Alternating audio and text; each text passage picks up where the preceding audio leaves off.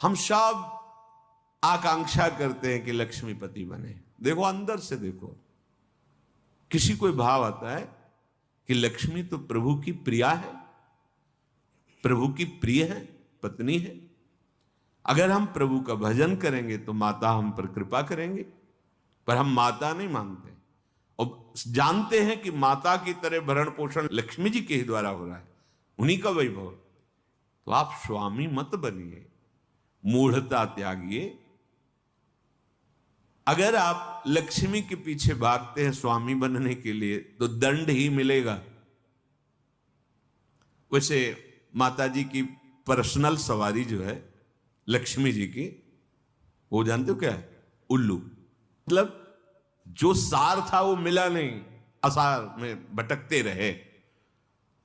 जब तुम ऐसा कुछ करोगे, अगर वो अकेले आए भी ना तो उल्लू बना देंगे।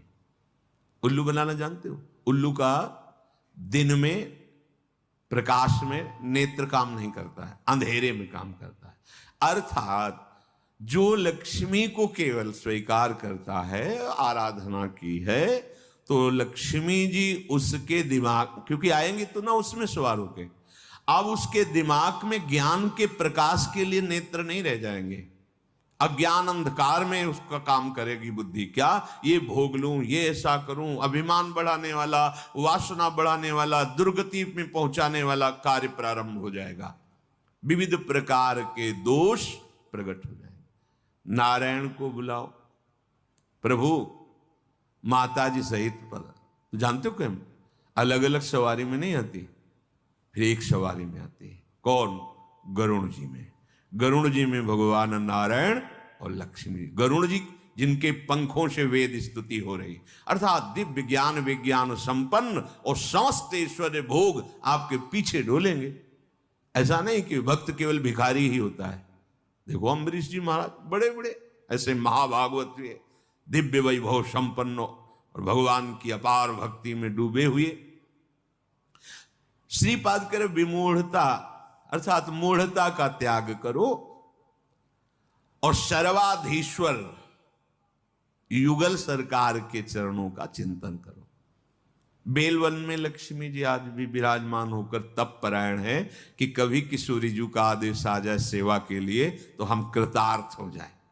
वृंदावन में नहीं, बाहर यमुना की पल्ली पर विराजमान है। और इसलिए विराजमान है कि कभी लाडली जो इशारा कर दे किसी के प्रति, वो मुझे सेवा मिलेगी। विहाय वृंदावन मिंदिरादि भी सुदुर्लभम कुत्र विमूढ़ आश्रय। आशा छोड़ो तुम और न किसी से, हमारे लाडली लाल के चरणों का आश्रय लो।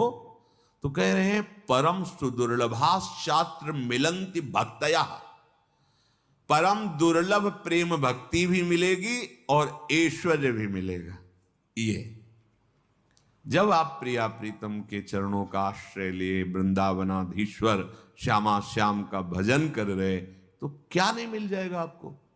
बड़े सद्गुण हैं, पर भगवत चरणारविंद की शरणागति नहीं, भजन नहीं, क्या होगा इससे?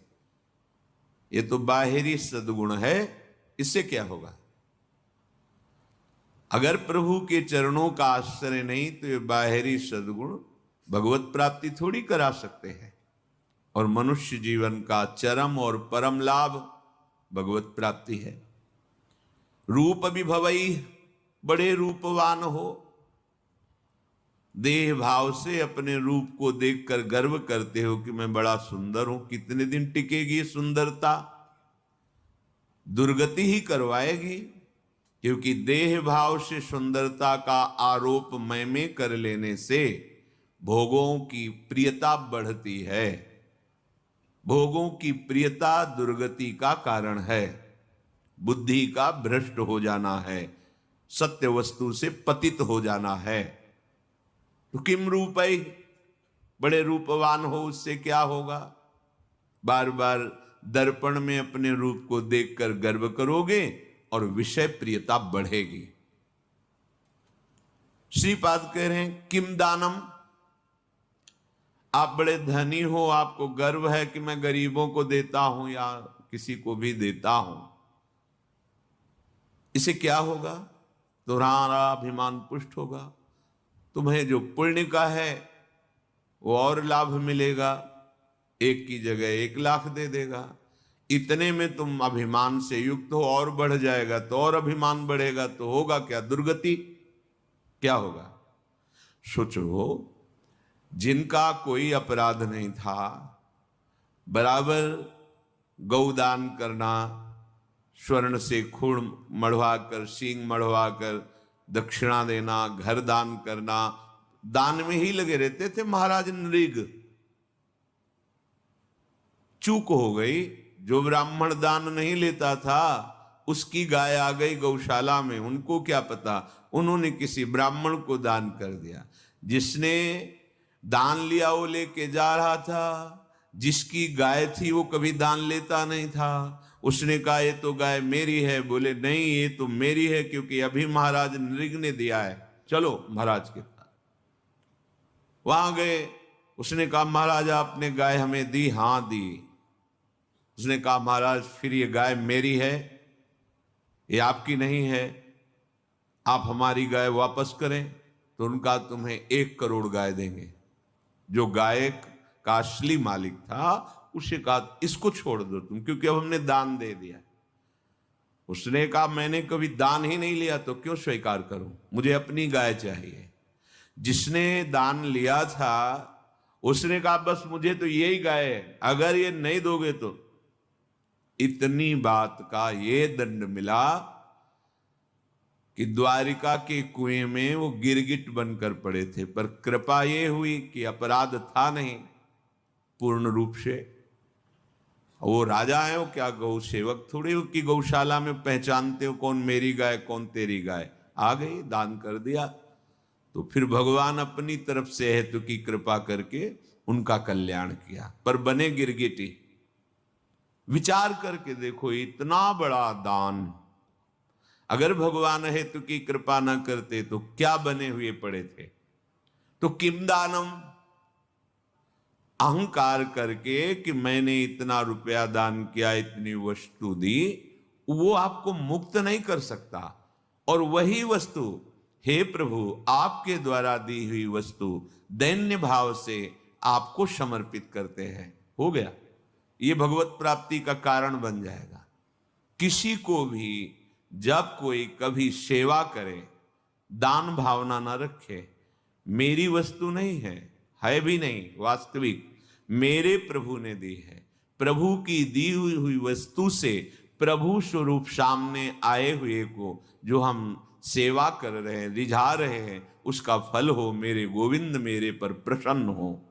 त्वदीयं वस्तु गोविंदम तुभ्यमेव समर्पये। हे प्रभु आपकी दी हुई वस्तु आपको, ये दान नहीं, ये भगवत प्राप्ति का हेतु है, ये सेवा है।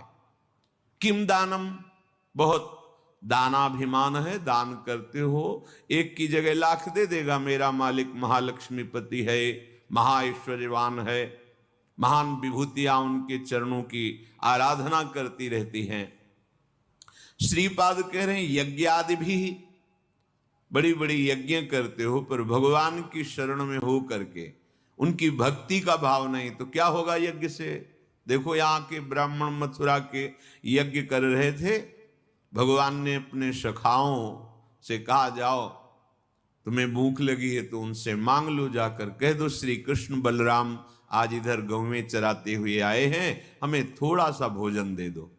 गए, साष्टांग प्रणाम किया और कहा हे विप्रो, भगवान श्री कृष्ण बलराम जी पधारे हैं सखाओं के साथ, उनको भूख लगी, थोड़ा सा भात दे दो, अन्न दे दो।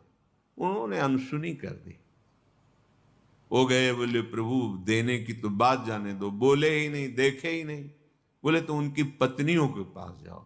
होगा प्रभु जब पति ऐसे निष्ठुर हैं तो पत्नियां कैसे दे सकती। बोले नहीं, वो मेरी बड़ी भक्ता है क्योंकि मेरी चर्चा सुनती रहती है। वृंदावन की मालिनी पुष्प लेकर दूना में और घर में देती थी मथुरा में जाके, और रोज चर्चा। आज लालजू महाराज ऐसी पोशाक पहने, आज ऐसी लीला की, आज बकासुर मारा, अगर असुर, ऐसी वो लीला सुन सुनकर आसक्त चित्त हो गई थी। कब ऐसा सौभाग्य होगा कि प्रभु मुझे दर्शन, जे भी सुना प्रभु भूखे हैं, सुंदर भोग बनाकर ठाकुर जी के लिए चल पड़ी, रोकने पर भी ना रुकी। तो एक महान यज्ञ करने वाले भगवान की अवहेलना कर रहे, स्वयं यज्ञ भोक्ता भगवान उनसे भोग मांग रहे कि ले आओ, भूख लगी है, और वो यज्ञ क्या इन ग्वालों को देना, ये बात उनके मन। तो यज्ञ का फल क्या हुआ? यज्ञ का फल है प्रभु को तुष्ट कर लेना, प्रभु को प्रसन्न कर लेना। क्या मिला यज्ञ आदि भी? अगर भगवान की शरणागति नहीं, भगवान की भक्ति नहीं, तो यज्ञ से क्या होगा? श्रीपाद कह रहे किम विख्याति सतैह, तुम्हारा शास्त्रों लोग, सैकड़ों लोग, लाखों लोग यश गान करते हैं, बड़े प्रतापी हो, बड़ी महिमा है, बड़े पदवान हो। कितने दिन टिकेगा ये पद? कितने दिन तुम्हारा शरीर टिकेगा? परिवर्तनशील संसार है, छूटेगा पद, शरीर भी छूटेगा और लोगों की बुद्धि भी परिवर्तित हो जाएगी। बराबर यश बना ही नहीं रहता, ये माइक है, ये सत्य सच्चिदानंद नहीं है, वाह वाही 4 दिन की चांदनी है, इसका कोई महत्व नहीं। जो इसके महत्व में फंस गया वो भगवत